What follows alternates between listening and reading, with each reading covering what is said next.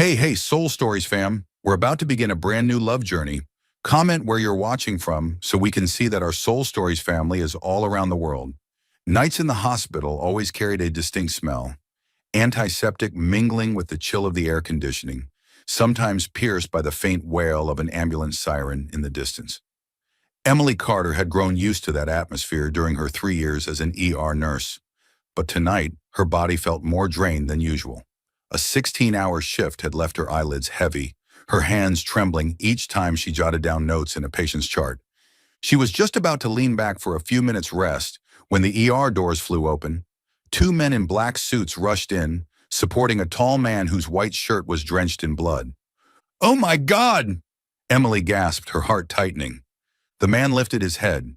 For a split second, as the neon light swept across his face, Emily met a pair of cold gray eyes, sharp and commanding enough to send a shiver through her. Unlike ordinary patients who pleaded for life, his gaze was arrogant, issuing orders rather than begging. "He's losing a lot of blood," Emily shouted, yanking a gurney over. "Lay him down now." The two bodyguards obeyed awkwardly, then quickly slipped out, leaving the room with only Emily and the stranger. Blood soaked her gloves as she carefully cut away the outer shirt. A deep slash ran along his rib cage, sharp and clean from a blade.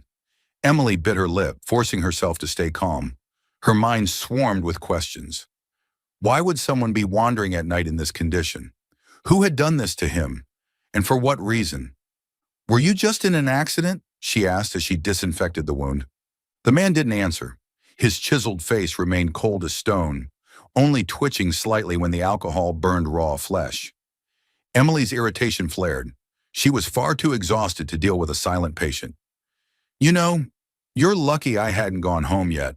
Otherwise, you'd probably be dead by now." A faint smile tugged at the corner of his lips, icy, yet carrying the weight of a sigh. "I don't die that easily."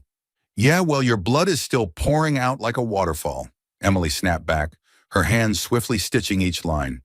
Every stitch felt like a needle into her own heart, not from fatigue, but from the strange mix of worry for this man and anger at his reckless disregard for life. The air grew thick, broken only by the snip of thread and his heavy breathing. Emily realized his silence wasn't empty at all. It was like a fortress he had built around himself, a wall that held secrets, danger, and loneliness. At last, when she finished bandaging the wound, Emily looked up, ready to scold him again. But his eyes stopped her. They no longer glinted with ice. There was instead a fleeting weariness that cut down to the bone. Her voice softened. "You need to stay for observation. If there's an infection—" "No need." He cut her off, rising with a terrifying calm, as though the injury were nothing more than a scratch. His hand trembled faintly as it held the blood-stained jacket, but his eyes remained proud. Emily blocked him. "Where are you going?" "That wound—" He leaned in, close enough that Emily caught the faint trace of cologne mixed with the metallic tang of blood. His voice was low, gravelly, each word dropping like a warning. "You shouldn't get involved with me." Then he turned, walking away, leaving a faint trail of blood across the stark white floor. The door closed behind him. Emily stood frozen, her hands still shaking, her heart racing wildly. His words echoed in her mind. A mysterious man, a wound soaked in blood, eyes like an abyss, and a chilling warning. She told herself, "I'll never see him again."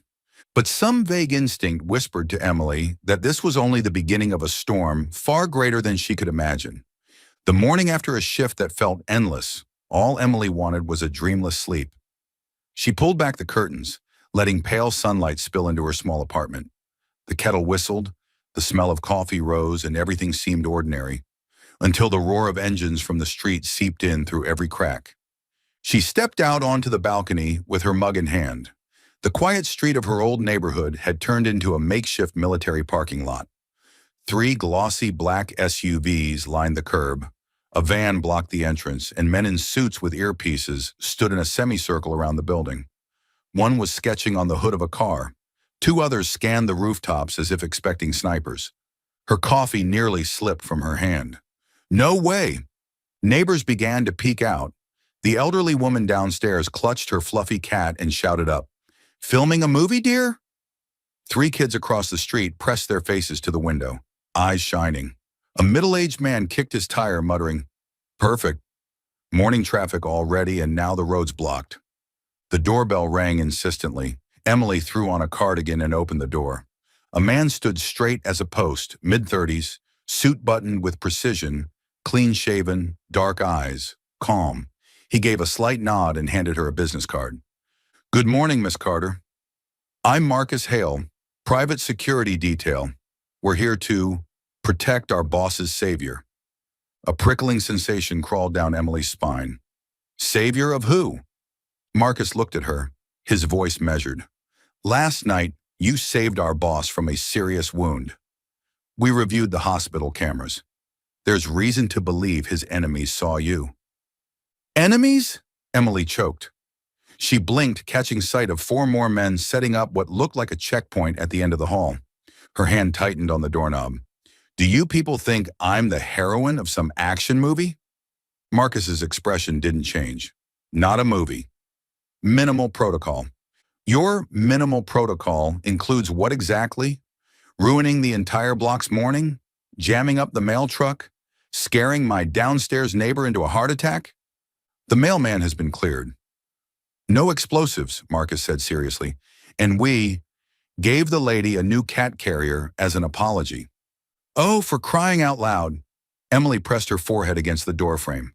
Through her fingers, she saw one guard holding up a pink cat carrier, apologizing profusely to the old woman. Another lugged a huge paper bag labeled bread, 50 loaves having taken supplies literally. "No one comes into my apartment," Emily said slowly. "No following me into the bathroom. No lurking outside my windows. No machine scanning. Whatever. This is my home." Marcus nodded. "We'll keep the perimeter only. Still, you shouldn't leave until further orders." "Orders from who?" Emily lifted her chin. "That mysterious boss of yours?" Silence. Marcus tilted his head slightly, as if listening to someone through his earpiece, then lowered his voice. "I understand the inconvenience. But last night there was an incident. We can't risk it. You were seen at the ER. If anyone thinks you matter, they might—" "That's enough." Emily cut him off. Deep down, fear sprouted quietly, like the ground shifting beneath her feet. "I'm a nurse. I save people. I don't want to be tangled in enemies, bosses, security, or any of your quotation marks." Her phone chimed, unknown number, a message with just 2 sentences. "Sorry for the noise, I'll take responsibility." Signed, AC. Emily's heart skipped. AC. The gray eyes from last night, the faint cologne mixed with blood, the razor-sharp warning, "You shouldn't get involved with me." Pieces collided in her head, sparking. She typed back before she could think. "I don't need a Hollywood film crew outside my house. Send them away. Now." The typing dots appeared, then vanished. A long pause. Finally a reply. "I can't. Just today. Don't go outside." "Miss Carter?" Marcus's voice broke the silence, polite but firm. "We'll cut down numbers and clear the road. But please stay inside until noon. If you need anything, call this number." He handed her another sheet, hotline contacts, one labeled groceries supply team. "Supply team?" Emily glanced at the 50-loaf bread bag inside. "Fine. 3 conditions. 1, no aiming things at my neighbors. 2, don't block the garbage truck. 3, don't call me a target or asset. I'm a human being."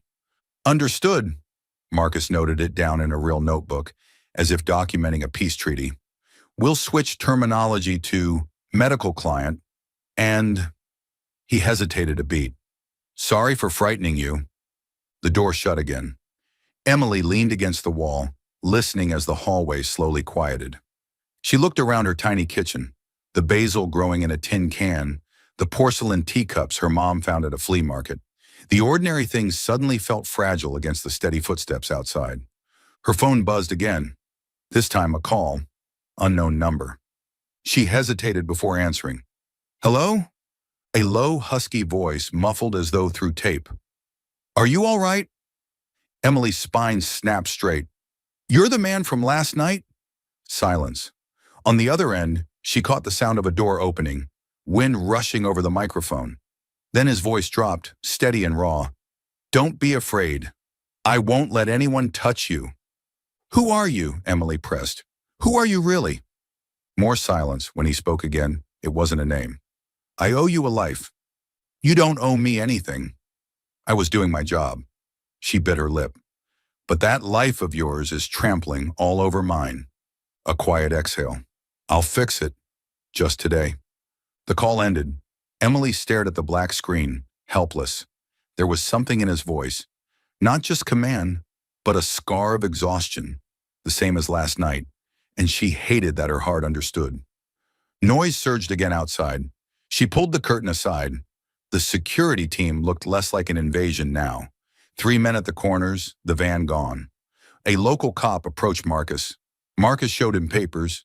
The officer nodded, then asked for a photo with the old woman's cat.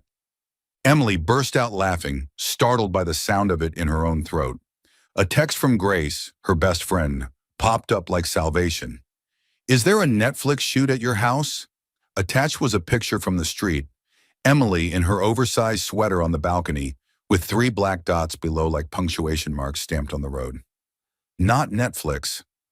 A nightmare in suits, Emily replied. Grace sent a string of laughing emojis. Come on, if their boss is hot, don't chase them off. Not funny, Emily typed.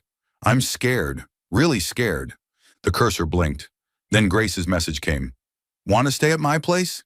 Emily glanced outside. As if sensing her thought, Marcus looked up toward the balcony. Number. She couldn't just stay somewhere else when the net outside was wide enough to smother her entire life overnight. She opened the door again. Marcus turned instantly. I have a few ground rules. Emily drew a deep breath. 1, if you knock, knock softly. 2, no eavesdropping. 3, if deja vu strikes and you want to supply me again, she pointed at the bread bag. 2 loaves, not 50.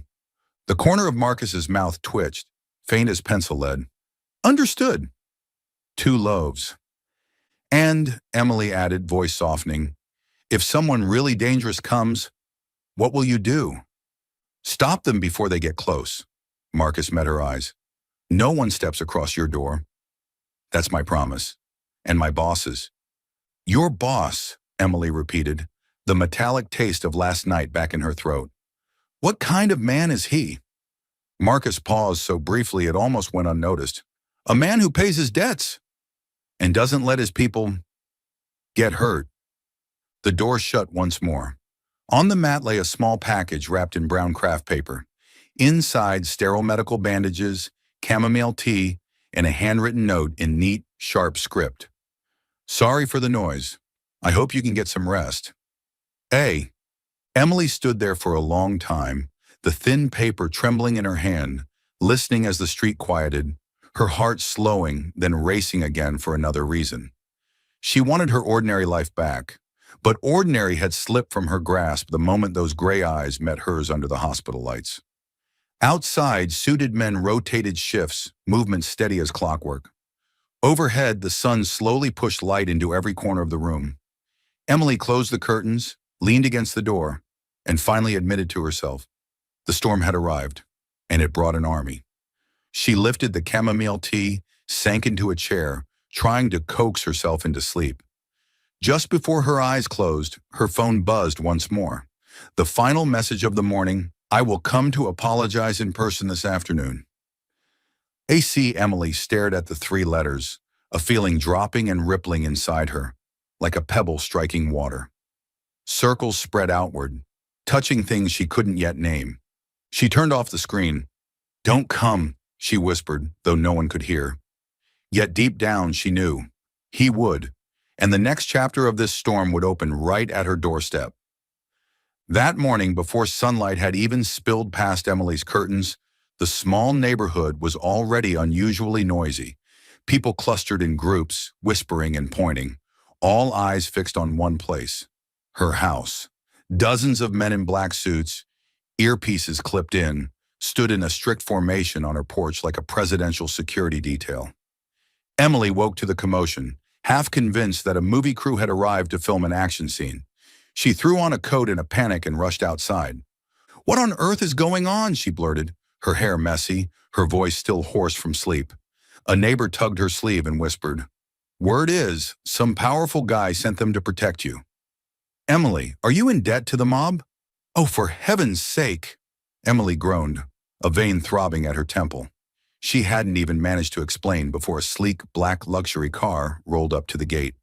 The door opened, and out stepped a tall man in a navy suit, a silver-striped tie, polished shoes gleaming in the sun. Emily froze.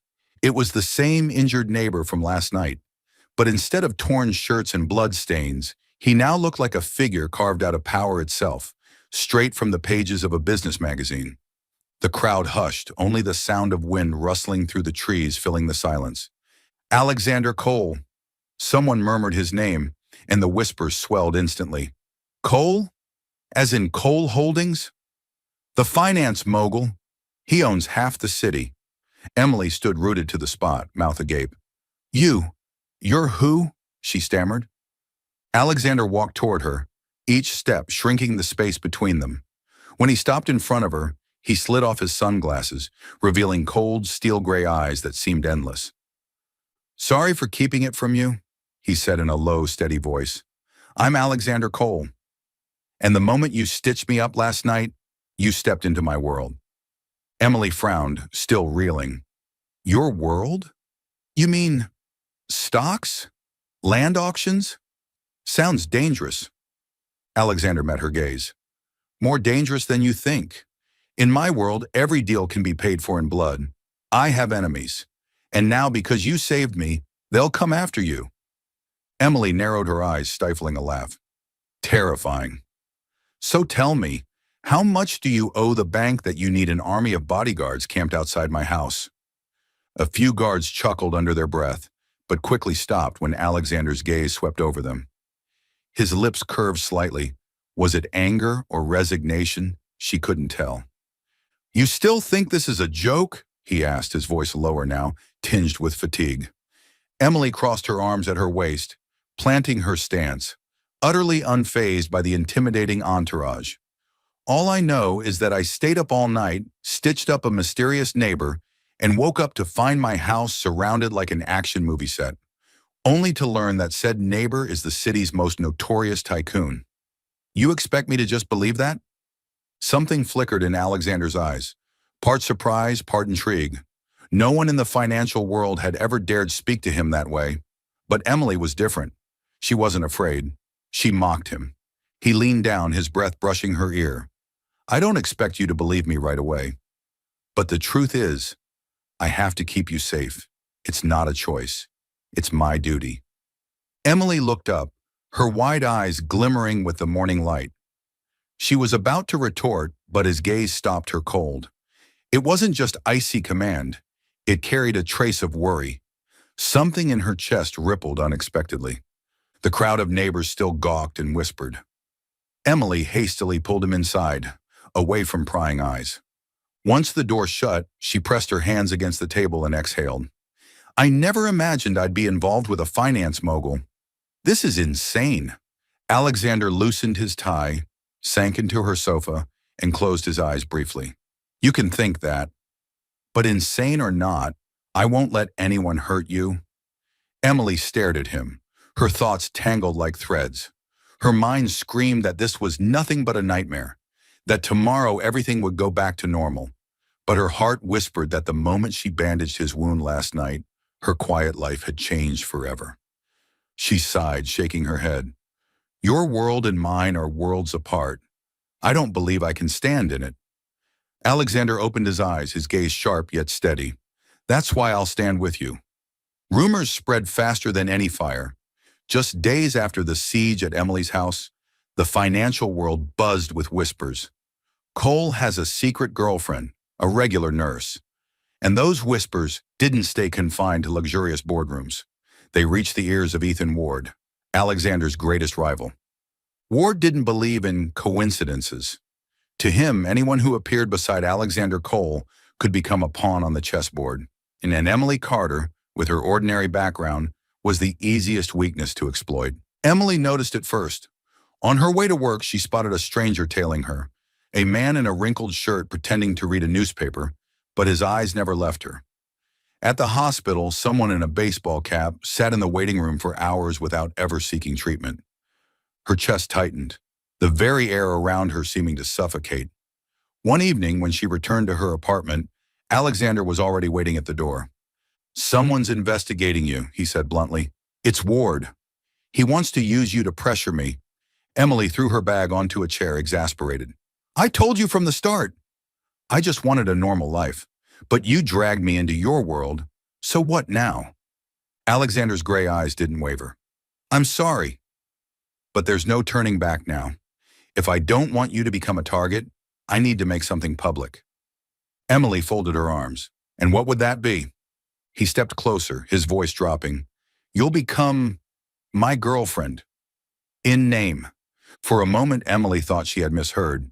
Then she let out a bitter laugh. "Girlfriend? Ridiculous. You think just saying that will make Ward leave me alone?"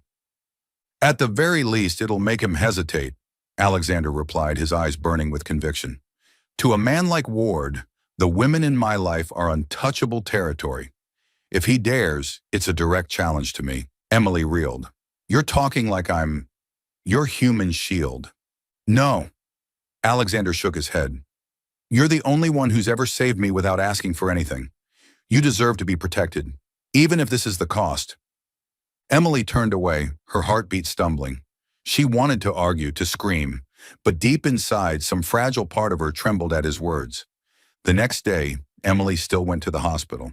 But this time, when she stepped out after a night shift, she walked straight into chaos. Several paparazzi stood waiting, cameras raised. One lunged forward, thrusting out a recorder. "Are you Alexander Cole's new girlfriend? Where did you meet him? How does an ordinary nurse catch the eye of a financial tycoon?" Emily's face went pale, her chest constricting. She tried to back away, to slip past, but the crowd pressed in tighter. Just then, a black car pulled up. The door opened, and Alexander stepped out. Dark suit, steady stride, eyes cold as a blade. For a few seconds, the reporters fell silent. He walked straight to Emily, not a flicker of hesitation. He wrapped an arm around her shoulders, pulling her firmly against him, shielding her from the onslaught of lenses. "That's enough," he said, his voice low but cutting. "She's my girlfriend. And," he turned to the cameras, gray eyes flashing like tempered steel, "touch her, and you touch me." The air froze. The reporters swallowed hard, none daring to take another step. A few shutters still clicked, but their hands trembled under the weight of invisible pressure. Emily was stunned. Heat rushed through her body, her heart racing wildly. She wanted to shove him away, to scream for dragging her into this performance. But at the same time, the warmth of his arm around her, the thundering of his heartbeat so close, it stole her words away. Only once the car carried them off did she erupt. "You've lost your mind, in front of everyone. You said I was your girlfriend." Alexander leaned back, his gaze never leaving hers. "Did you see how they didn't dare touch you anymore?" "That's why." Emily bit her lip, shaking with fury. "You turned me into a piece in your power game." "No," Alexander said, leaning closer, his hand brushing hers, making her flinch. "I just want you safe. And sometimes, safety requires a declaration." Emily turned to the window, hiding her flushed face. She was still angry, but deep down his words, "Touch her, and you touch me," echoed in her mind, making her heart stumble. The next morning, Emily started her early shift. She had thought this 2-week pretend girlfriend arrangement would be nothing more than an invisible shield. But no, Alexander Cole was present in every breath she took, and today he appeared right at the entrance of the ER. No bodyguards, no gleaming black car, just a man in a charcoal shirt and long coat, standing straight among the waiting patients like he belonged. But he didn't belong. Curious eyes from patients, nurses, and doctors swept over him again and again. The morning light hit the bridge of his nose, making him stand out like a spotlight. Emily tried to pretend she hadn't noticed, but he had already caught her eye. "Good morning," he said, his voice low and smooth. "What are you doing here?" she hissed, weaving past patients to reach him. This is a hospital, not a press conference. You told me not to interfere with your work. He lifted both hands slightly, face calm. But I do have a checkup for my wound.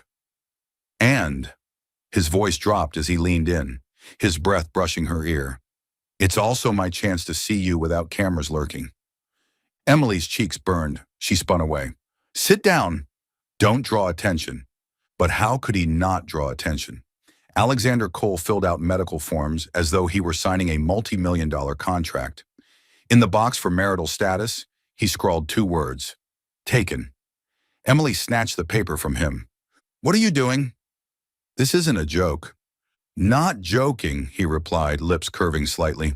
Just being honest with the situation. Emily ground her teeth. If you don't cooperate, I'll let the blood pressure cuff pinch your arm till it bursts. For some reason, the threat made him laugh softly. A rare sound, fleeting, but enough to make a few nurses stop and stare. Emily wished the floor would swallow her whole. That evening, the roles reversed. This time, it wasn't Emily dragging Alexander. It was him taking her. Just a small party. Show up with me for a few minutes, then you can leave, he said as the limousine stopped in front of the city's grandest hotel. Small? Emily gaped through the window. Red carpet, flashing cameras, gowns glittering like silver waves. You think this looks like a corner cafe? He turned, gray eyes sharp yet soothing. Don't worry. I'm here. And then he held out his hand. Emily didn't want to take it, but if she didn't, she'd stumble in the borrowed heels Grace had lent her. So she placed her hand in his, the sensation like gripping a live wire, dangerous, impossible to let go. Inside, chandeliers shattered light into 1,000 fragments. Violins swelled. The air was heavy with perfume and the scent of wine-soaked laughter. And suddenly, Emily was the center of attention. Not because she wanted to be, but because every gaze was on Alexander Cole. And beside him was her. Miss Carter. The greeting came from a middle-aged businessman, then another, then a cluster of them. They bowed slightly, extended hands, and smiled at her as if she were already an indispensable piece of this glittering world. Emily froze. Miss Carter. She had never been called that, at least not with such formality, respect, even caution. At the hospital, she was Nurse Emily. Carter on the night shift. Emily, grab more gauze. Here she was suddenly the potential lady of an empire. Alexander moved effortlessly through it all, as though he had lived his whole life for such greetings. His hand rested lightly on her back, guiding her through the crowd. Every touch was a wordless reminder. Keep walking, I'm here. Emily wanted to vanish. She forced polite smiles, nodding at compliments, her head spinning. A young businesswoman admired her dress. Emily almost blurted, Thanks, my friend lent it to me. Amid the blur, she noticed a stare. Across the room, a stranger with cold eyes held a glass loosely, watching them.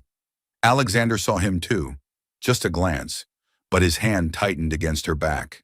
And Emily felt it, the collision of 2 worlds. Her white nurse's coat and his black tailored suit had slammed together, leaving a crack that couldn't easily be mended. She didn't belong here, yet he was walking her through it, as if this path were inevitable. When the party finally ended, Emily exhaled like someone escaping a stage play. On the drive back, she couldn't hold it in. See? I was completely lost in there. I'm just a nurse.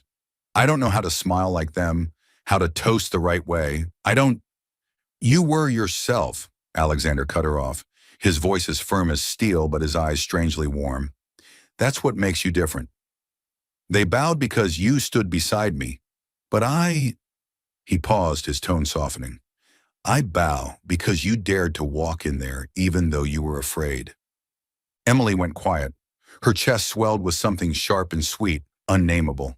She wanted to deny it, to insist this was all pretend. But somewhere deep inside, a part of her already believed him. Outside, the city drifted by in golden light, like a river of stars flowing backward. Inside the car, 2 worlds, hospital and ballroom, white coat and black suit, had collided, sparking the first flames of a coming storm. After the dazzling night that felt more like a stage play than a party, Emily returned to the harsh neon glare of the hospital. Here, the scent of antiseptic drowned out every luxury perfume, and the cries of children cut deeper than any round of applause. She reminded herself the 2-week pretend girlfriend arrangement was only a circle drawn around the edges.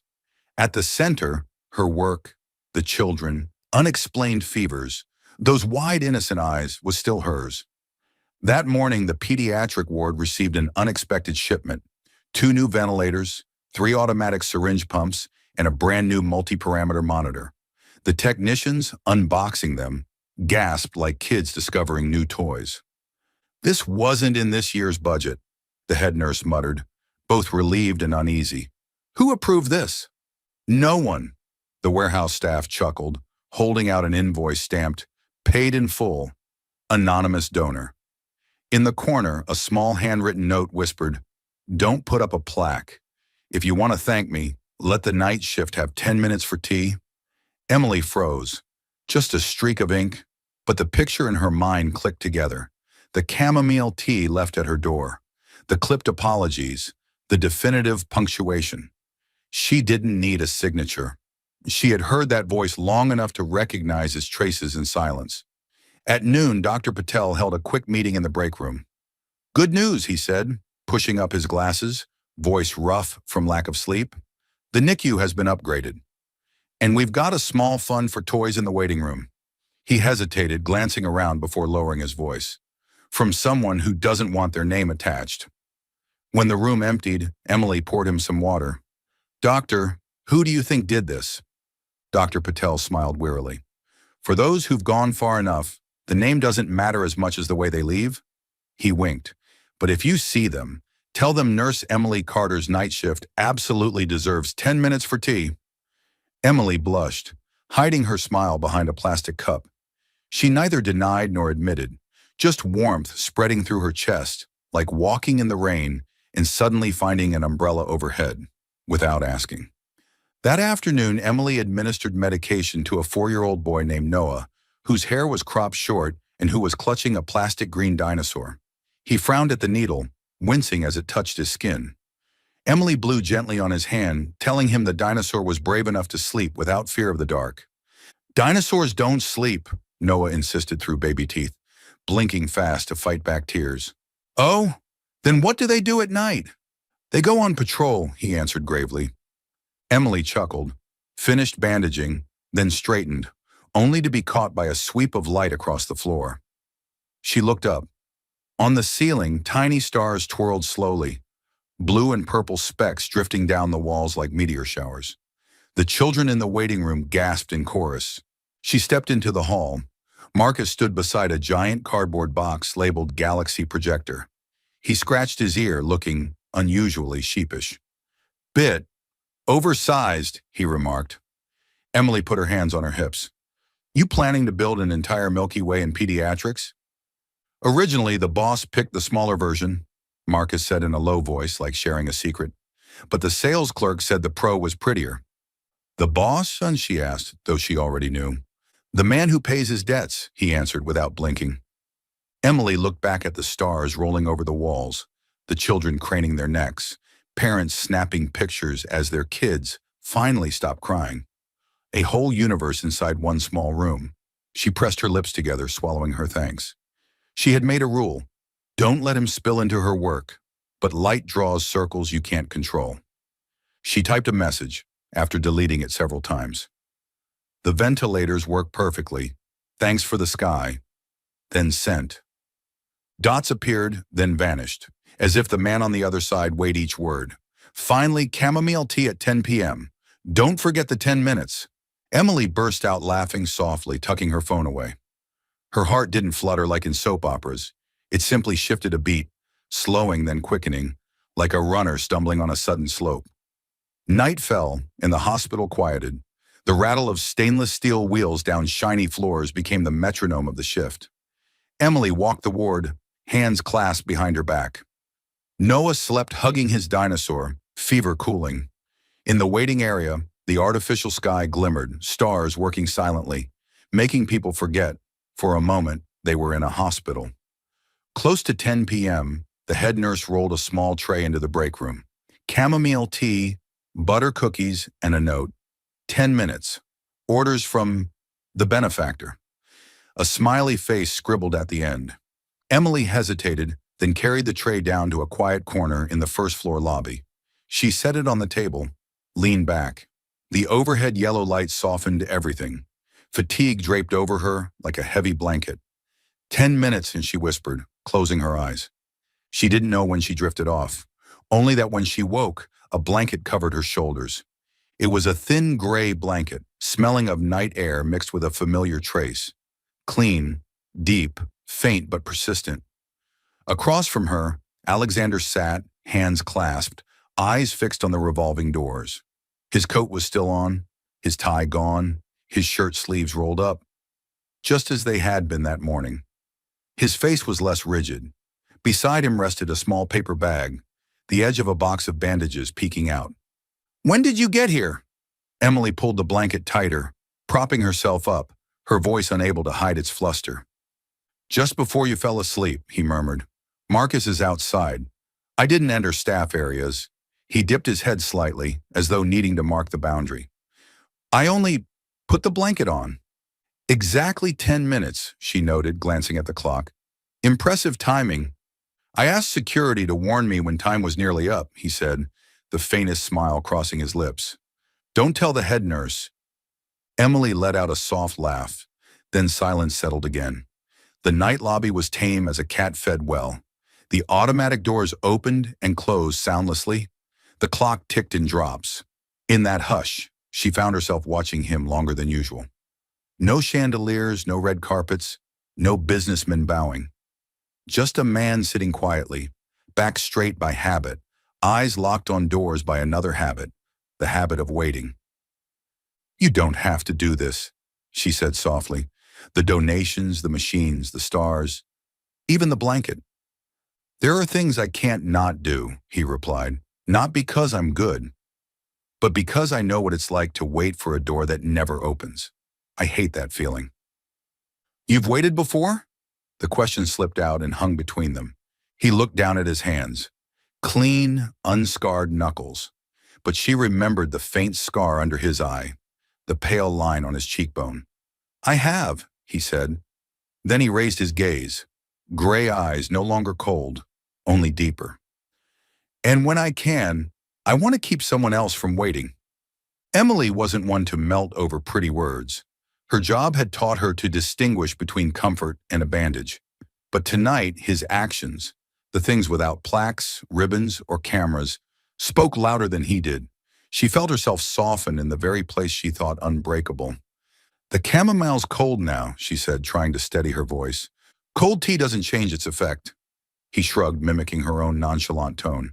10 minutes is 10 minutes. She nodded, lifting the cup. "Thank you for everything, even though I told you not to spill into my work." "I stayed outside the door," he answered. "Sometimes I only hand over a blanket." They both laughed. The sound fell onto the tiled floor and dissolved like steam. Before standing, Emily pulled off the blanket to return it, but Alexander laid a hand on the edge, holding it a moment. His eyes sought hers. For the first time since they met, there was no command, no strategy, no my world, only a wordless question. "Sleep a little longer," he said softly, as if afraid of waking someone else in the night. "I'm here." Two simple words, "I'm here," fell gently but struck deep. Emily nodded, leaned back, eyes drifting shut. Through her lashes, she still caught his outline fading and sharpening with her breath. Beyond, the artificial stars spun, scattering threads of light across the floor. Her heart didn't change direction overnight. It only shifted a millimeter toward the man sitting there. But sometimes a millimeter is enough for one straight line to split into two distinct lines. And Emily knew, from the moment the blanket touched her shoulders, something between them had quietly moved. No trumpets, no fanfare, just a small act only the two of them would remember. As she slipped into sleep, Alexander stayed still, eyes fixed on the revolving doors as always. But his gaze had changed, less steel, more of something unspoken. If anyone stood close, they might have felt the rarest air around him, not power, not wealth, but the tenderness of a man who, for the first time, feared breaking a heart other than his own. Soul Stories fam, if you're watching on another channel, come home to us at Soul Stories, where tens of thousands are listening and sharing together. Rain pounded hard that evening, each drop drumming relentlessly against the glass walls of the 40th floor office at Cole Holdings. Alexander stood before the massive window, his gray eyes sweeping over the city glowing beneath him like a giant chessboard.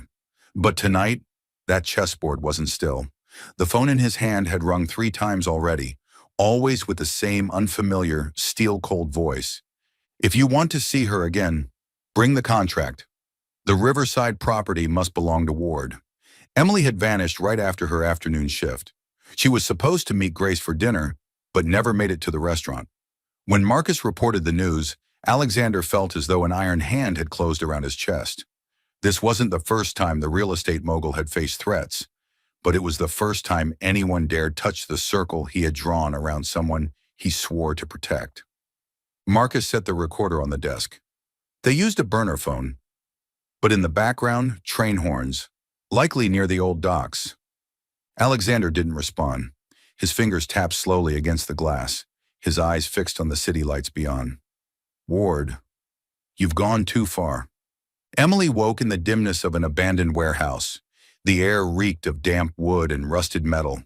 Her wrists were bound behind her, her mouth uncovered, the only sound a steady drip from a leaking roof. The iron door screeched open. A narrow-faced man stepped inside, his smile as sharp as a blade. Miss Carter. His voice was sickly sweet. Apologies for the inconvenience.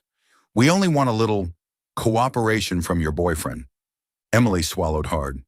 He's not my boyfriend. Oh, but the press says otherwise, and he's tearing the city apart for you. So tomorrow he'll sign over the Riverside project to me. In return, you go home in one piece. And if he doesn't? Emily asked, steadying her voice. The man's smile widened. Then you stay here. Forever. He left, the door slamming shut, plunging the room back into shadows. Emily's heart hammered, fear surging like a tidal wave. But amid the terror, one thought cut through.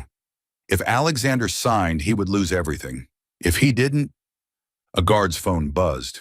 He switched on the speaker, shoving it toward her. Any last words for Mr. Cole? Emily drew a breath, forcing every ounce of courage into her voice. Alexander, listen to me. Don't sign. Don't trade everything for me. I trust you to find another way. For a heartbeat, silence. She thought the line had gone dead. Then his voice came, deep and steady, like a lifeline pulling her upright. Hold on. I'm coming.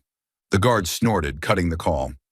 But inside Emily, fear gave way to a spark of light, small but unyielding. Cole Holdings' office became a battlefield. The contract for the Riverside project lay on the table, waiting for a signature.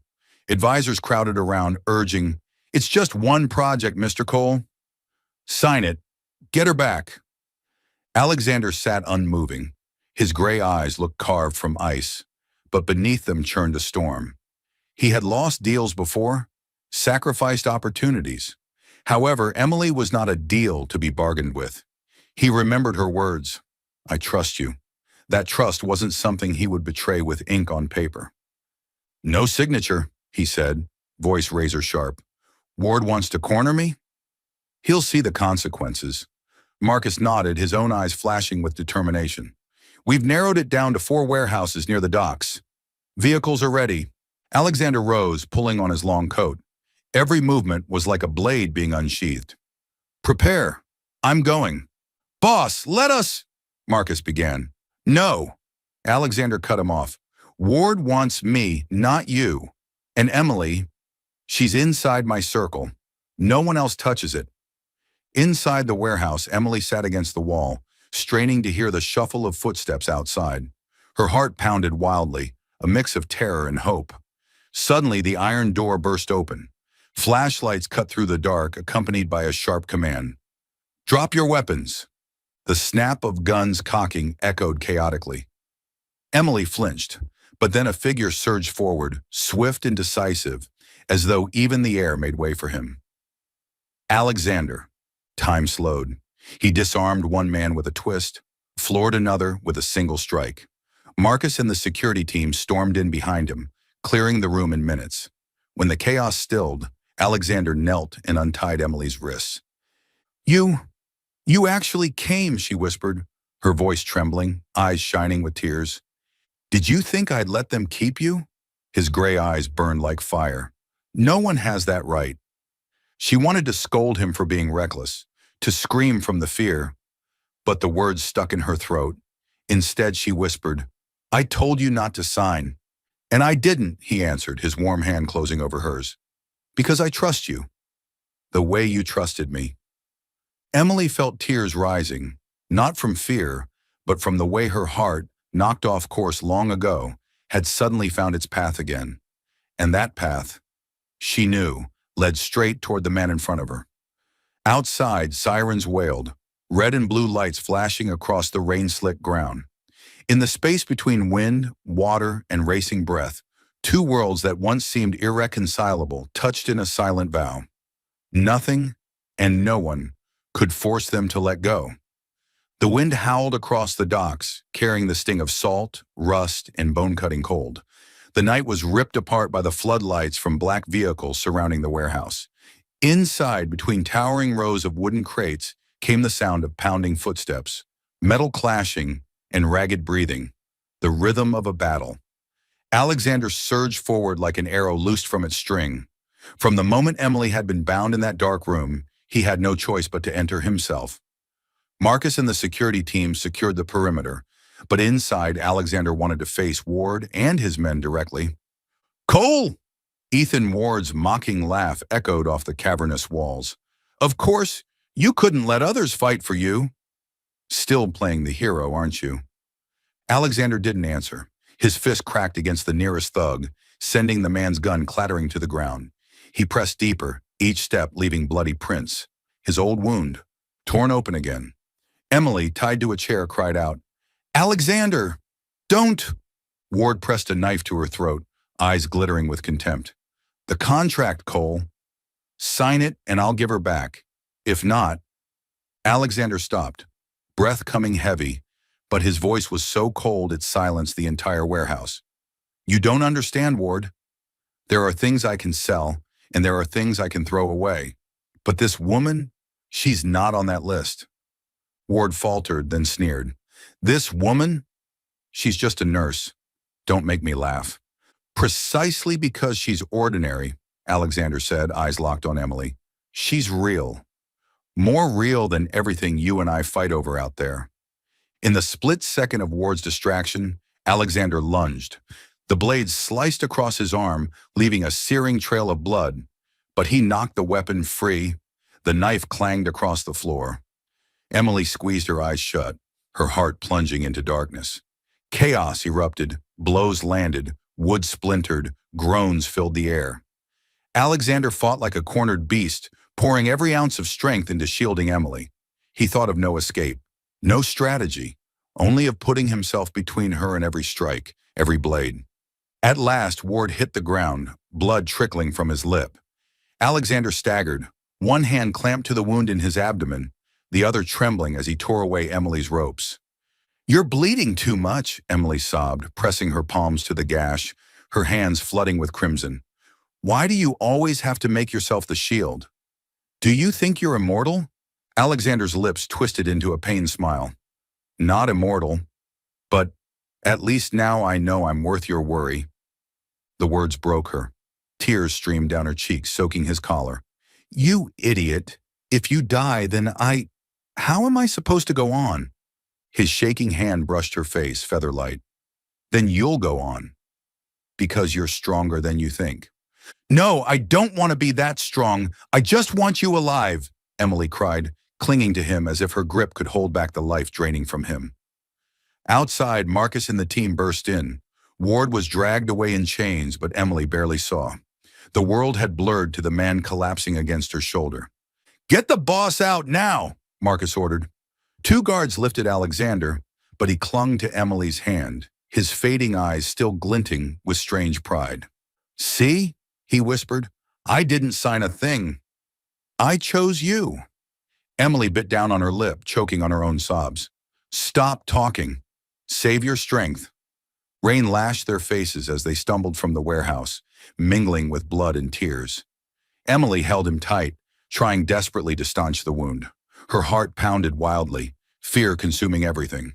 But through the sirens in the distance, the strobing red and blue lights, one truth echoed inside her.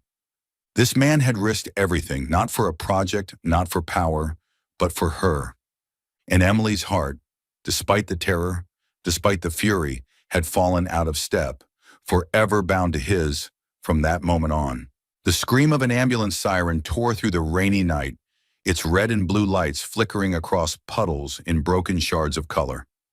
Emily sat at the side of the stretcher, her small hands pressed desperately against Alexander's wound. Hot blood seeped through gauze, through her skin, burning every nerve in her body. "Stay with me," she whispered, her voice trembling. "You don't get to fall asleep." "Look at me, Alexander." Gray eyes cracked open, fighting to find her face amid the chaos of sirens and rushing footsteps. In that gaze was the steel pride of a king, but beneath it, a rare fragility, as if she alone was allowed to see it. The emergency room blazed with sterile light, antiseptic cutting through everything. Doctors moved like shadows, voices sharp and urgent. "Pulse dropping. Prep the IV."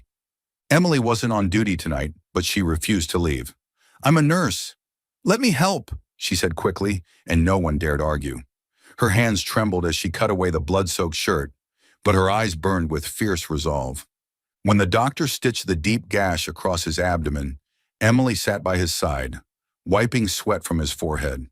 Every prick of the needle into his skin felt like it pierced straight into her own. "You're insane," she muttered, tears falling onto her gloves. "Always running head first, always the shield. Have you ever once thought, if you fall, how am I supposed to live?" Alexander tried to smile, a twisted curve in the middle of his pain. "At least, I know I'm worth your worry." The words again cut right through her. Emily wanted to shout, wanted to curse him, but her throat locked. All she could do was hold his hand, terrified it would lose its warmth. By midnight, the surgery was over. Alexander was moved to recovery. The doctor reassured her, "He's lucky. Serious, but not fatal. He just needs a few days."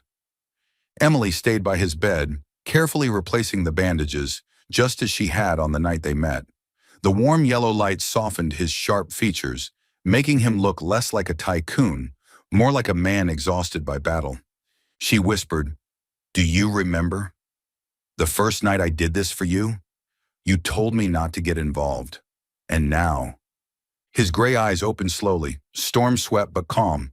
He stared at her for a long moment before rasping, "I was wrong." Her heart stumbled. "Wrong?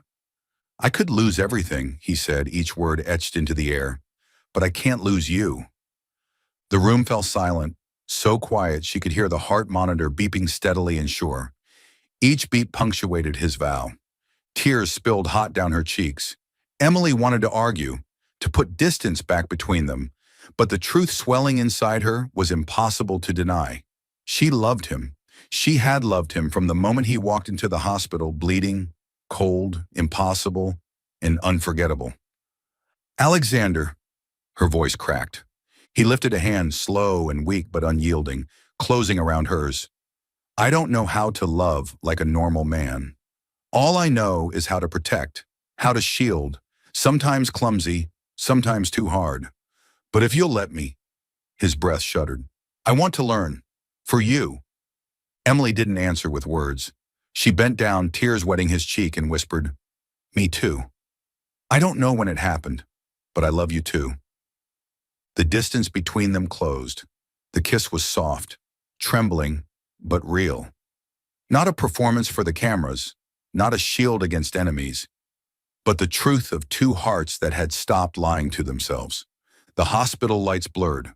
The rain outside still fell, but none of it mattered. Only the warmth of his lips, the rhythm of their hearts finding one beat, and an unspoken promise. From this moment, neither of them would face the storm alone. When their lips finally parted, Emily leaned her forehead against his, laughing softly through her tears. "Do you know? I hate your world, its danger, its shadows. But I can't hate you." Alexander exhaled, the corner of his mouth lifting. Good, because I have no intention of letting you leave it anymore. Beyond the glass, dawn broke. A pale new light spilled across the sky, carrying fragile hope. In that hospital room, amid wounds, blood, and fear, two people had finally found each other, through nothing but the truth in their hearts. And for the first time in years, Alexander Cole closed his eyes, allowing himself to sleep in peace. Because he knew when he opened them again, she would still be there. Weekend sunlight spilled gold across the windows of Emily's small apartment. She opened the window, letting in the cool breeze, carrying with it the faint scent of jasmine from the nearby park. Today, she wanted to try something they had never truly had before. A normal day.